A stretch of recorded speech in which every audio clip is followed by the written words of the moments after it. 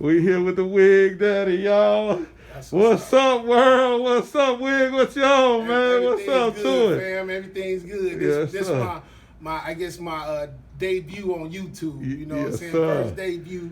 You know what I'm saying? D-Master got to drop the motherfucking first video of the Wig Daddy out here for the world to observe and see what we got to say and chop it up about. So yes, sir. That's what's up. We was chopping it up a little while ago. Right. And what was this issue we was talking about again?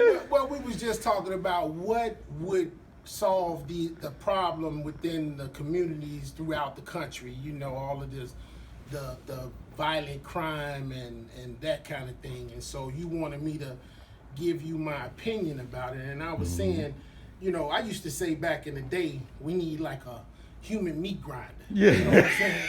And I'm just keeping it 100. I mean, you know, definitely. I don't know if YouTube would be angry about somebody saying something like that. And I mean, there might be legal issues behind it and shit.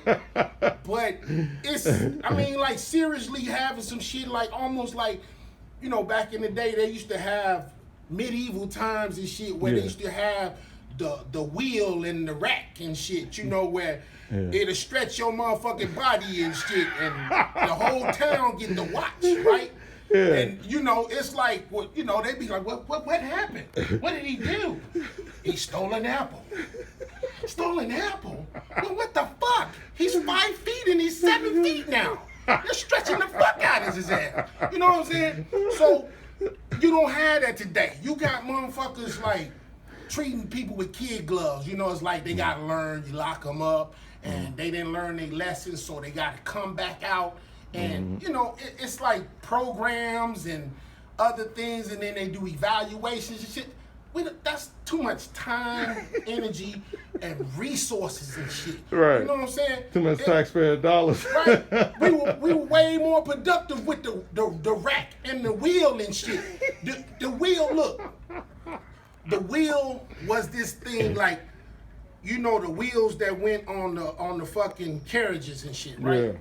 Okay, the wheel was actually one of those wheels, right?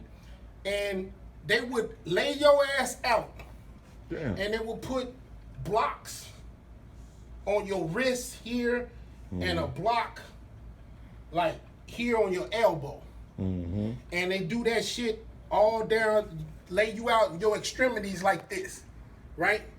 You lay it out flat like this with blocks under your shit.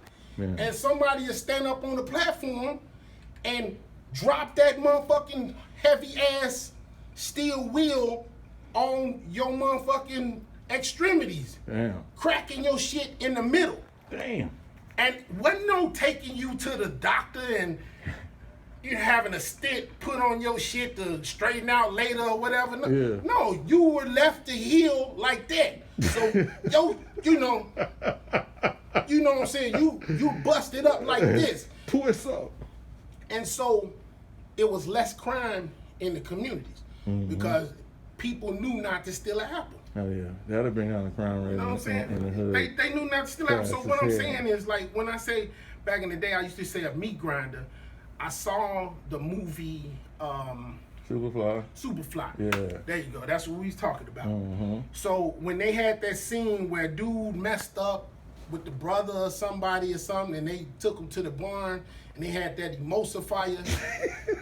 Perfect. I was like, you know, that's a little more, I wouldn't even say humane, but it's like, that's better. It's like a, you know, not such a big ass mess. Because see, a human meat grinder, it might be splattered all over the motherfucking place. People got to clean up and shit. But that emulsifier was smooth. It had that little hose, and they put that motherfucker in there, and that shit just came out like some liquid on with it. And you just stick that down the goddamn sewer drain and let that do what it do. You know what about these young folks on the street that be like, man, I ain't going, man. I wish you would try to emulsify me.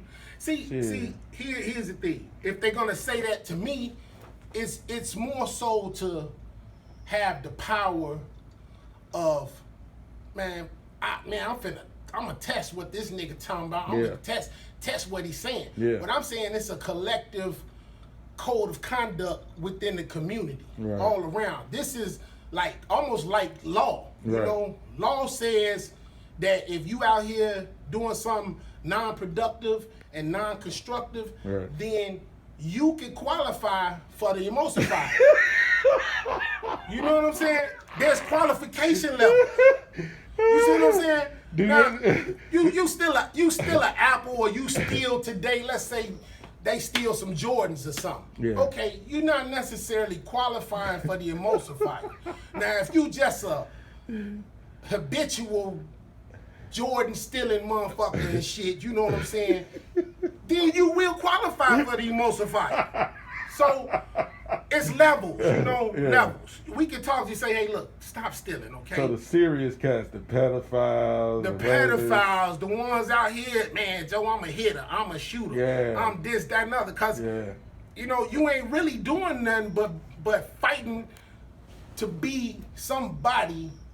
Like, you know, you want to test everything. You want to push the envelope. You want to be a habitual line stepper, a system bucker. Right. You know what I'm saying? Right. You want to buck every motherfucking system somebody got, man, fuck that shit, Joe, whatever. But when them people show up, they tend to turn around and put them bracelets on and take their ass on vacation or college or whatever you want to call it. And then they come back and wreak havoc to the community. So what I'm saying is, to stop that, you put it out that this is the code of conduct. And after a few motherfuckers get emulsified, if you will. Human Slurpees.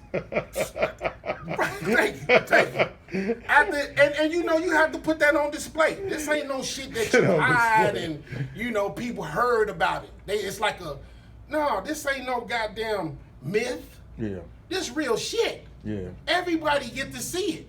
Yeah. So back when I